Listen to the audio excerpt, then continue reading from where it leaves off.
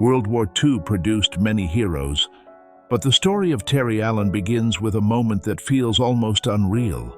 His face stared out from newsstands across the United States. Time magazine had placed him on the cover, praising him as one of the Army's most promising combat commanders. A general forged by battle, a leader growing more dangerous with every victory. But there was one problem no one reading that issue could see. By the time Americans picked up that magazine, Terry Allen was already fired. World War II rarely rewards irony, yet this one cut deep. 2 days before the magazine hit the stands, Allen had been relieved of command. Not after defeat, not after collapse, but immediately after victory. His division had just captured Troina in Sicily, one of the bloodiest engagements of the entire campaign. His soldiers had stopped a German panzer counterattack that could have thrown the Allied invasion back into the sea. And for that, Allen was sent home in disgrace. The official reason was discipline. Salutes not sharp enough, uniforms too dirty, soldiers too wild. While America celebrated a hero, that hero was already being erased. World War II becomes dangerous when bureaucracy outweighs survival. Because this wasn't just about one man's career. This decision exposed a fault line inside the American Army itself. A clash between men who believed wars were won on parade grounds and men who believed wars were won in mud, blood, and darkness. Terry Allen stood on the wrong side of that divide. And the man who fired him, Omar Bradley, believed order mattered more than instinct, clean lines more than broken enemies. That belief would shape everything that followed. World War II had shaped Terry Allen long before Sicily. Military service ran through his blood for generations. His grandfather had fought at Gettysburg.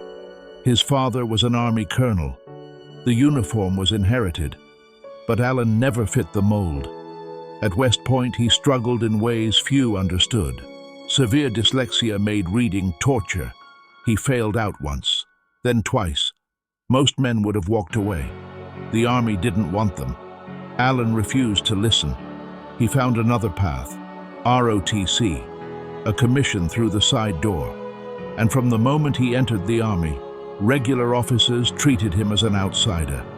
World War II hadn't started yet, but Allen was already learning how the institution worked. He didn't care about acceptance. He cared about soldiers. In World War I, he led patrols himself into no man's land, when regulations said battalion commanders should stay behind. He was shot through the jaw by a machine gun round and talked doctors into sending him back to the front while still bleeding. His men didn't know whether to admire him or fear him. They chose both.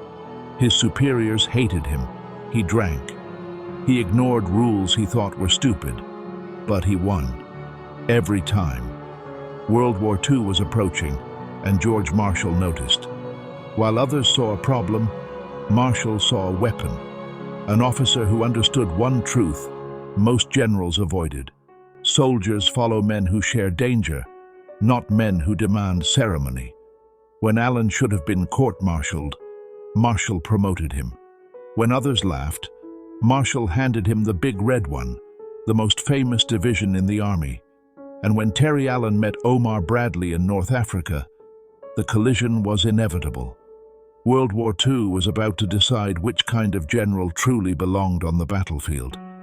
World War II tested Terry Allen in ways no academy could prepare him for. North Africa was a crucible. The Big Red One landed under a blazing sun. Dust choked the air. German artillery tore through the desert. Allen's men were exhausted. They had trained for months, yet nothing prepared them for this scale of combat. Panic could have spread. Units could have collapsed. And yet, Allen's leadership held them together. World War II demanded more than courage. It demanded ingenuity. Allen pioneered night operations when daylight assaults were slaughtered by German machine guns.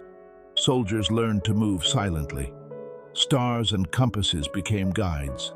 Hand signals replaced voices. Every maneuver rehearsed. Every soldier knew exactly where to be without speaking. German units found themselves caught off guard. The 10th Panzer Division suffered heavy losses against positions they couldn't see. Victory came not from brute force, but from preparation and cunning. World War II revealed the friction between generals. Major General Omar Bradley watched Allen with suspicion. Discipline was his obsession. Soldiers saluted improperly. Uniforms were dirty. Minor infractions irritated him. Bradley could not see the results of Allen's methods.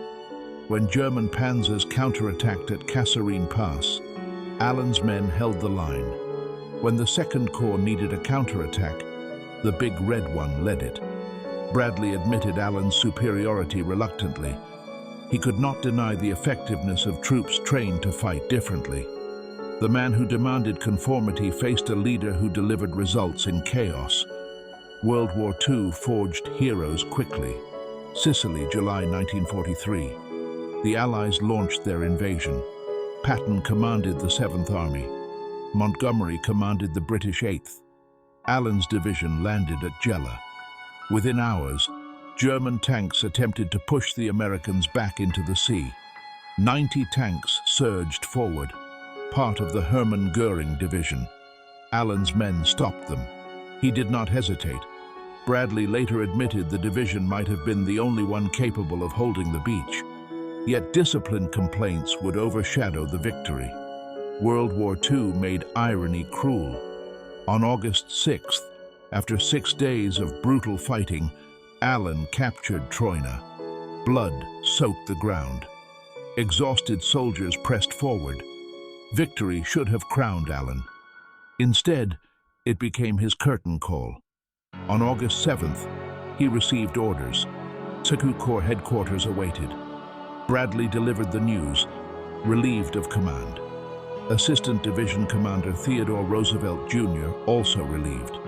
Official reason: discipline problems. Salutes too sloppy. Soldiers too wild. Allen was stunned. America celebrated a hero on newsstands, but the man himself was being erased from command. World War II tested loyalty and strategy. Patton was furious. Eisenhower criticized poor discipline. Patton interrupted him publicly. "You cannot whip a dog before putting it into a fight," he said. Marshall observed quietly. Terry Allen boarded a transport ship heading home. He looked defeated, obsolete, but George Marshall was already planning his next move. Allen would not retire quietly. He would return stronger. He would lead again. And he would prove that instinct and courage outweighed ceremony. World War II was about to witness a transformation. 2 months later, Marshall assigned Allen a 2nd Division, the 104th Infantry Division, the Timberwolves, green draftees with no combat experience. Allen faced the same challenge he had conquered before. He rebuilt, retrained, and reformed them. Night assaults became standard. Silence replaced ceremony. Discipline was enforced, but in service of survival, not pomp. By August 1944, the Timberwolves were ready. Allen's men became a weapon of the dark, a force that terrified German defenders. World War II had transformed Terry Allen's 104th Infantry Division, the Timberwolves, into a force unlike any other. By October 23, 1944, Allen loaded his men onto transport ships bound for France. These were not battle-hardened veterans like the Big Red One. These were draftees, men who had never fired a shot in anger, raw recruits molded into soldiers capable of extraordinary feats. Allen had trained them relentlessly in night operations, movement under darkness, and silent communication. Every drill, every obstacle course, every simulated attack was designed to make them invisible to the enemy until it was too late. World War II tested them immediately. The Timberwolves advanced 15 miles in 5 days through flooded lowlands, terrain that had stalled other divisions. The soldiers moved like shadows, crossing canals, fields and roads under moonlight, their compasses and stars guiding them. German defenders were caught completely off guard. Montgomery himself sent a message of congratulations. Town after town fell in darkness. Stolberg, Eschweiler, Inden, the Siegfried Line, a network of concrete pillboxes, dragon's teeth, and interlocking fields of fire could not stop them.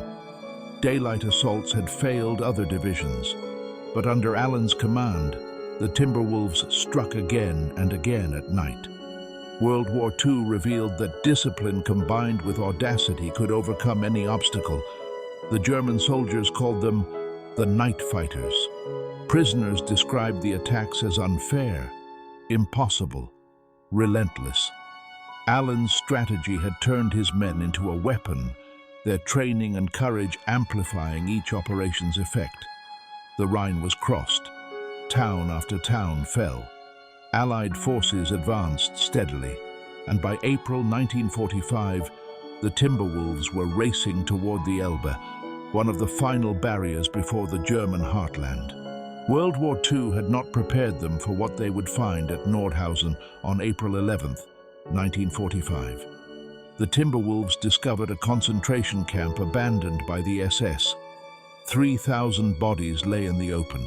750 survivors, emaciated, sick, and dying, had been left behind. Prisoners had been forced to build V-2 rockets in underground tunnels and were left to die when their labor was no longer useful. Allen's men had mastered night combat, but nothing could have prepared them for this scale of human cruelty. The soldiers evacuated survivors for medical care and ordered local civilians to bury the dead. Even hardened sergeants broke down at the sight. World War II demanded that victory be measured not only in towns taken or lines crossed, but in the courage to face what had been hidden in darkness. For Allen, this was the ultimate test of leadership. His men, trained to strike silently at night, had become instruments of survival and justice. They had proven that discipline, preparation, and shared risk could turn untested soldiers into an elite fighting force. Over 100 nights of operations, hundreds of obstacles, and thousands of drills had forged men ready to face the worst the world could offer. World War II ended differently for Allen than it had for most generals. Bradley's dismissal seemed trivial in hindsight. George Marshall had trusted him, and Allen had vindicated that trust. Nearly 5,000 of his Timberwolves became casualties in Europe, over 1,000 killed in action. Yet their victories reshaped the final months of the war in the European theater. German prisoners consistently raided the 104th Division among the divisions they feared most. Terry Allen had built a division from raw recruits into one of the most feared night-fighting units in World War II. World War II had tested him, fired him, and then trusted him again. His leadership, once questioned because soldiers didn't salute properly or wear uniforms cleanly, proved that victories are won in darkness, mud, and the courage of men who follow their commander anywhere. Allen's story ended not with the approval of bureaucrats, but with the survival, growth, and triumph of men he led. Individualism, courage, and relentless training had won the war in countless small but decisive battles.